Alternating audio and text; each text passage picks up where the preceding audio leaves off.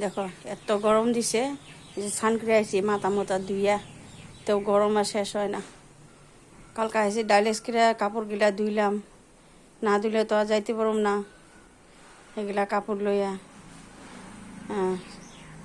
লেতা কাপড় পুঁজা তো আর আইসিতে ঢুকাইব না।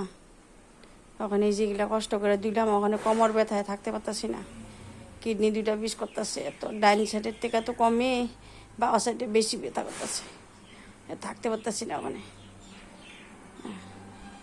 এরকম অশান্তি লাগতেছে, কি করুম।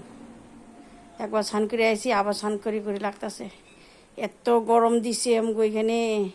তোমরা এখানে ঠান্ডা না কি কমেন্ট করে জানাইবে। আমাদের এখানে অনেক গরম, থাকা যেতেছে না, বৃষ্টি নাই কতদিন ধরে। কোনো সময় রাত্রে একটু দেয়, তারপরে নাই আর ঠান্ডা একদম গরমে। আর মানুষের যে কি বেমার পড়তেছে গরমে কইবার মতো নাই। আমাদের ছেলেরা তো হুইতে সারাদিন শুয়ে থাকে, বিপলঙ্গ ছেলে, কত গরম তাপ, এই তাপের মধ্যে শুয়ে রয়েছে।